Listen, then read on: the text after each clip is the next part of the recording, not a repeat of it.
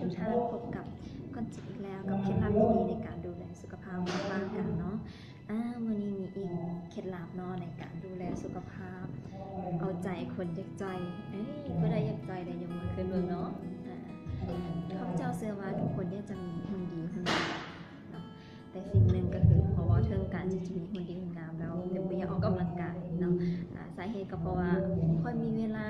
เนาะบางคนตื่นแต่เช้ากับไปเรียกตอนเดินค่อยกลับมาเนาะบางคนก็ช่วงนี้หน้าหนาวเลยขี้คร้านออกจากบ่อนอนเนาะแล้วก็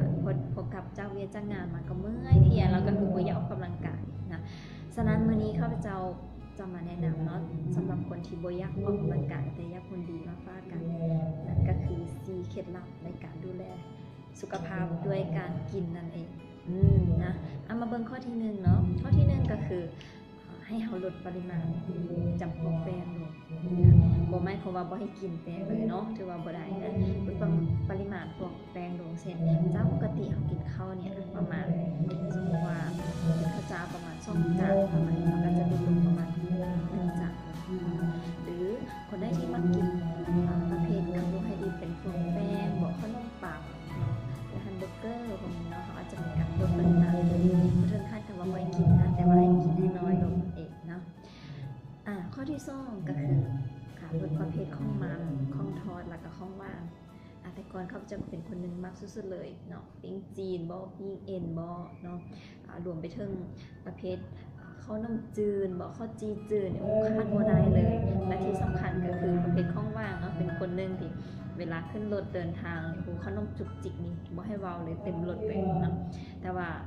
อาหารหลักๆเนี่ยเป็นปัจจัยหนึ่งที่จะเห็นให้น้ำหนักของทุกท่านเพิ่มขึ้นไปฉะนั้นให้ทุกท่านลดปริมาณลงเนาะลดปริมาณลงให้มันน้อยลงจากที่เรากิน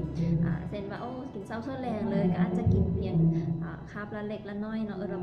ค่อยๆเปลี่ยนพฤติกรรมของเราแล้วก็ข้อที่3ก็คือน้ำอัดลม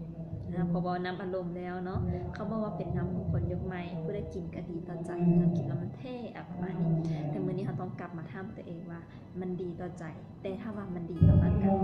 เนาะเพราะว่าน้ำอารมณ์ก็คือเป็นจุดหนึ่งที่บ่ได้เป็นว่ามีส่วนดีต่อร่างกายของเราเลยเนาะฉะนั้นให้ทุกท่านเปลี่ยนจากน้ำอารมณ์มากินเป็นน้ำละลาน้ำทั่วไปน้ำธรรมดาเนาะการยิ่งจะช่วยในการขับล้างสารพิษแล้วก็ช่วยให้ระบบการขับถ่ายของเราได้ดีด้วยแล้วข้อสุดท้ายสุดก็คือการกินอาหารเนาะท่านเนาะเช้าเขากินช่วยเขากินแรงเขาก็กินนะแต่ถ้าเป็นไปได้ทุกท่านพยายามเนาะกินอาหารแรงไว้เกิน6 โมงเนาะไว้เกิน6 โมงเขาถามกับคืนมาว่าช่วงนี้คือเป็นช่วงที่เราเลิกเรียนมาแห้งอยากกินอยู่แล้วเนาะฉะนั้นวิธีการง่ายๆคืออาจจะเปลี่ยนมาเป็นพวกผักมั่งไม้สลัดเนาะหรือว่าโยเกิร์ตเป็นนมกับอะไรเนาะฉะนั้นลองไปใช้เบิ่งนะคะ4เคล็ดลับในการพิชิตความอ้วนเนาะข้าพเจ้านี่อันนี้ก็เป็นคนหนึ่งที่มีน้ำหนักหลายเลยนะก็บ่ถึงขั้นกับเป็นหมู่ตอดเลยเนาะแต่ว่ามีน้ำหนักหลายแล้วก็ทดลองมาใช้วิธีการเหล่านี้ก็ถือว่าเห็นผลเนาะฉะนั้นท่านได้ที่กำลังต้องการลดน้ำหนักอยู่เขาจะเป็นกำลังใจให้เพราะว่าเขาจะเป็นคนหนึ่งที่มาพิสูจน์มาแล้วเห็นผลเนาะฉะนั้นฝากเลยวันนี้มันมาแล้วอย่าลืมลงมือปฏิบัติแล้วท่านจะสามารถลดน้ำหนักได้อย่างแน่นอนเนาะถ้าได้คิดว่าก็คิดดีๆแบบนี้เนาะอย่าลืมกดไลค์กดแชร์